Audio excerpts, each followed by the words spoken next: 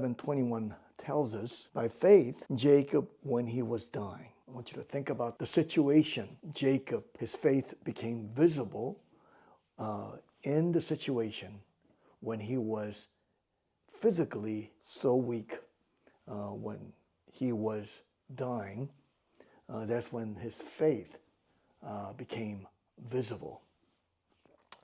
Blessed, each of Joseph's sons, blessed. Now, we don't think about faith and blessing. When we bless someone, when we bless our children, when we bless others, we hardly think about the need of faith. We don't think about that. But Hebrew writer, as he is looking at Genesis 47 and 48, by faith, when he was dying, he blessed each of Joseph's sons.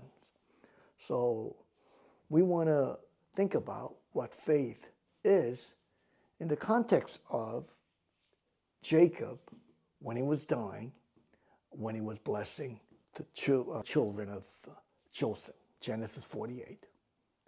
And then he worshiped in faith, or by faith, he worshiped as he leaned on the top of his staff. He was so weak. Worship is bowing down, so there's this physical action. He didn't simply worship God in his heart, but he mustered his strength and worshiped as he leaned on the top of his staff. So we want to talk about these two things today. The faith is required for those people who are blessing others. Faith is required for those people who are worshiping. So let's think about the way he blessed the children of Joseph. Notice here his arms, they cross one another. Israel, or Jacob, was nearly blind, couldn't see that well. So here's Joseph, before he passed away, he wanted to have his two children to receive this blessing from his father, Jacob. So he wanted to make sure that the firstborn, who was Manasseh, to be on his right, and the younger one, Ephraim, to be on his left. But Jacob, rather than simply laying his hand, he crossed over his arm and he was blessing Ephraim as though he was the older. He was blessing Manasseh as though he was younger. So Joseph was very displeased with this. Father, you got it wrong. This is the older one, Manasseh, the one who's on your right. But Jacob responded was, I know, my son, but this is the way I need to bless. So how did he know that this younger son will receive the older son's blessing? Well, the only way we can know is that God revealed to him, even though that he did not want to cause problem, because he himself stealing the blessing from his brother, and how he had to suffer for 20 years, and he went through all that hardship. Yet his faith was so mature that when God revealed to him that Ephraim will be first, even though he is second, he knew if he did that, that's going to displease his, although he was in Egypt for 17 years. Rather than following the way things are being done in the world, where the older one gets the older blessing, the younger one gets the younger blessing, but he followed God. Jacob's faith became visible in the way Jacob blessed Joseph's two sons, in the way that he blessed. To bless is to be obedient to God's revealed will. And this is what we find. What does it mean to bless someone in faith? We don't just simply bless someone. The faith is required. What does that mean? To bless is to be obedient to God's revealed will. What pleases the Lord? When I bless my children, when I bless others, what is God's will for that person? Based on that, we bless. We don't simply bless. Blessing is God's grace. God blesses whom he chooses. We learn this from Isaac's faith. Isaac learned, God blesses whom he chooses. It's not my choice. So basically, blessing is God's grace. We already talked about that. It's not because something that the person deserves. If that's the case, then the blessing will be focused on that person, whether that person deserves the blessing or not. But blessing is God's grace. God blesses whom he chooses. And this is why all the more to bless others, we need to be obedient to God's revealed will. But Israel reached out his right hand and put it on Ephraim's head. And this is what we find. Because in faith, Jacob blessed Ephraim as an older son. Why? Because that's how it was revealed. That was the will of God, and he obeyed. In verse 15, notice the content of the blessing. May the God before whom my fathers Abraham and Isaac walked. In other words, these people lived before God. The God who has been my shepherd. I think this is very important. Usually when we think about God as shepherd, we think of Psalm 23 of David. David was able to confess that God is my shepherd because he himself was shepherd and he knows what shepherd is like. And that's how we usually interpret Psalm 23. But most likely Psalm 23 was written toward the end of his life. And he was not the first one to confess that God as his shepherd. Jacob in the Bible, we find, was the first one. And from this point on, Israelites, they understood God as their shepherd. David experienced throughout his life, God was with him, and God was his shepherd, God's grace. Where did he get that? It was based on what the Bible says, how it was handed down to him.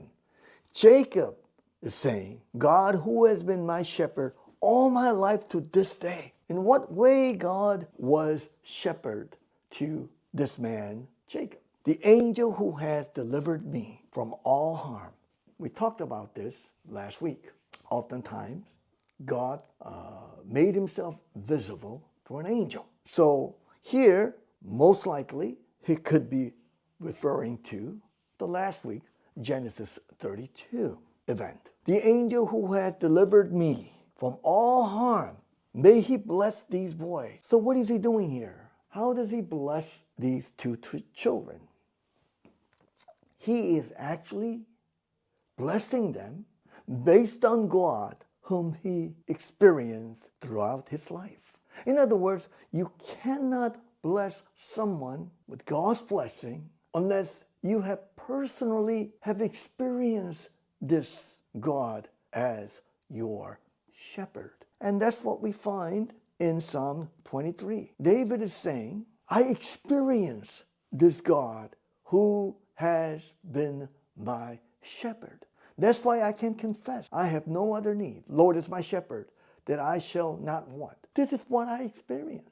Likewise, Jacob, throughout his life, there was hardship and all this, but he was able to overcome because God was his shepherd. And that's why he is blessing these two children based on his understanding, his relationship, and how God dealt with him in his grace. He's blessing the two children of Joseph. So we bless based on our relationship with God. Two things regarding to bless is to be obedient to God's revealed will. First, blessing is God's grace. God blesses whom he chooses. Second, we bless based on our relationship with God. If you don't have a relationship, then your blessing, whatever that you do, doesn't mean anything. So what is your relationship with this God? Second thing is, I don't know if that actually looked like when it was dying, but Jacob's faith became visible when he was worshiping God. That's in Genesis 47, 29 through 31. So, secondly, worship is a visible expression of faith in response to God's deliverance. Sunday comes, we go to church, and we worship. How many of us actually think about faith is required to worship God? What do I mean by that? What does the Bible say about that? I believe in the existence of God. I'm a Christian, therefore I worship. Because I believe, I have faith in God. Well, practically speaking, what does that mean? Worship is a visible expression of faith in response to God's deliverance. The assurance of God's deliverance is necessary for worshiping in faith. To worship God, you must have the assurance of God's deliverance. It's absolutely, without this assurance, you cannot worship God in faith. And this is what we see in verses 29 and 30. Notice what Jacob is saying to Joseph. If I have found a favor in your eyes, in other words, this is one thing I request. This is my last will, you might want to say, to Joseph. Why Joseph? Because Joseph at that time had power.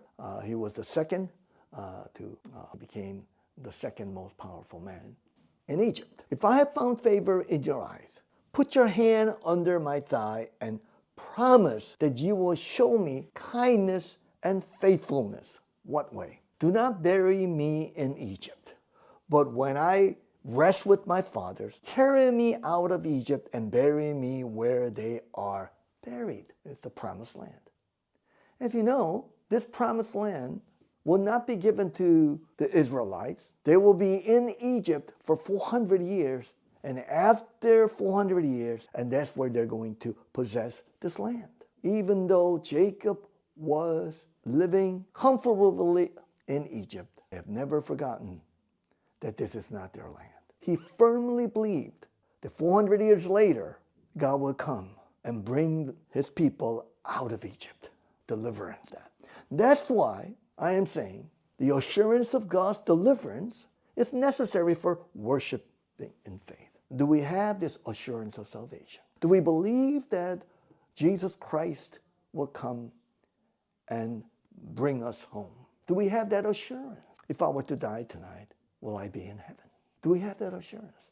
With that assurance, we worship. The assurance of God's deliverance is necessary for worshiping in faith. Secondly, worship is a visible expression of faith in response to God's deliverance. The ultimate way to show gratitude for God's promise is through worship that engages both our spirit and body. Jacob, when he realized that God's going to fulfill his promise, how did he know? Not only he believed, but he has experienced briefly when his son Joseph said, Father, I will make sure that when you die, I will bury you Canaan, which 400 years later, our children will enter. And his heart was filled with gratitude that God is the one who keeps this promise. And so what happens? He does not simply thank God from his heart, but he mustered his strength. He couldn't stand on his own, but in the olden days, worshiping God was that you stood physically. He was so weak. Why did he have to get up and then bow down? You know, when you're in a hospital, and especially in Korean culture, and when the important person or an older person comes in to see you and you're lying on the bed, you try to get up. That's part of the Asian culture, and likewise, that's how it was. The ancient Israel, you stood before the important person. So here is Jacob. Even though he was so weak, he needed help, but he realized in response to God's grace of the salvation, he mustered his strength and he leaned on that staff and he bowed down. Why? because he was so thankful that God's going to keep his promise. David, after many years, experienced a decline in physical strength due to his old age. Upon recognizing God's faithfulness in appointing Solomon as king, David humbly worshiped while lying in bed. Or you might say, worshipped while in bed. Similar to Jacob, David acknowledged God as his shepherd in Psalm 23. In the same way as Jacob, at the weakest moment in David's life, he chose to worship. Our worship not dependent on ideal circumstances and conditions. In response to God's faithfulness, we worship in faith and confess, Lord, you are all I need. I have no other need. May God bless. Hebrews 13:15 tells us, through Jesus Christ, therefore, let us continue